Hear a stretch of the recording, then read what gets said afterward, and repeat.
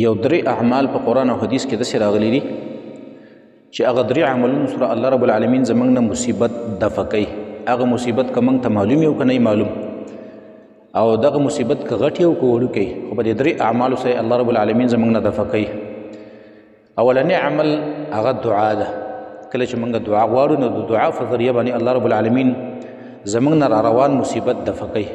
او دا حدیث کې راځي، نبی صلی الله علیه وسلم فرمایي ان البلاء لا ينزل، مصیبت چې دا بره د اسمان نه راکوزیږي، بره اسمان نه ښکته را روان شي نو فیلقاه الدعاء، نبی صلی الله علیه وسلم فرمایي د لاندې نه ورسره دعا مخامخ شي، لاندې را بنده دعا وغواړي د بره مصیبت را رواني نو فیعتلجاني، حدیث کې راځي دا دواړه د یو بل سره لاندې وځي، دا دعا او دا مصیبت د یو بل سره لاندې وځي الی یوم القیامه، د ورځ د قیامت پورې.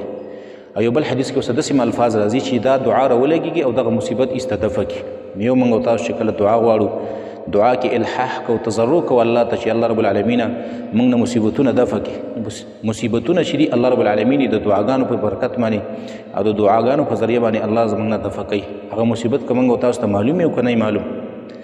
دویم چې زموږ او تاسو نه مصیبتونه دفع کوي صنائع المعروف، یعنی د چا سره ښېګړې او احسانات کول، د غریبانانو خلکو سره، یتیمانو خلکو سره، مسکینانو فقیرانو کونډو سره خیر ښېګړې کارونه کول، د هغې سره مرسته کول، د هغې سره تعاون کول.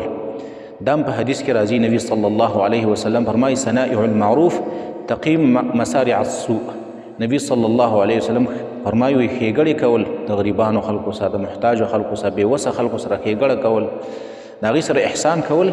نبی صلی الله علیه وسلم فرمایي دا د بنده نه ناکاره مصیبتونه دفع کوي. یو حدیث کې دام راځي، نبی صلی الله علیه وسلم فرمایي الله فی عون العبد ما کان العبد فی عون اخیه، الله د بنده په مدد کې تر څو پورې چې دا بنده د یو بل مسلمان په مدد کې. او کله چې یو بنده د مسلمان نه د دنیا مصیبت لري کړي نو الله رب العالمین د ده نه د دنیا او د آخرت دواړه مصیبتونه لرې کوي. او کله چې الله رب بنده په یو بنده باندې فرده راوارتی، یو بل مسلمان باندې فرده راوارتی، نو الله رب العالمین په ده باندې په دنیا او په آخرت دواړو کې فرده راوارتی.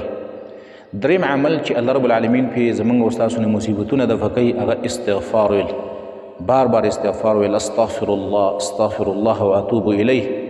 نبی صلی الله علیه وسلم به هم د اویاو کرتو نه ډېر استغفار وه. یو مجلس کې به نبی صلی الله علیه وسلم بار بار ډېر زیات استغفار وه. نو استغفار سره الله رب العالمین د بنده نه مصیبتونه لرې کوي. قرآن کې الله رب العالمین فرمایي وما کان الله معذبهم وهم یستغفرون، الله وایي زه دې خلکو له سزا او عذاب نه ورکوم په داسې حالت کې چې دوی استغفار غواړي، د الله نه بخښنه غواړي. نو یو استغفار غواړي.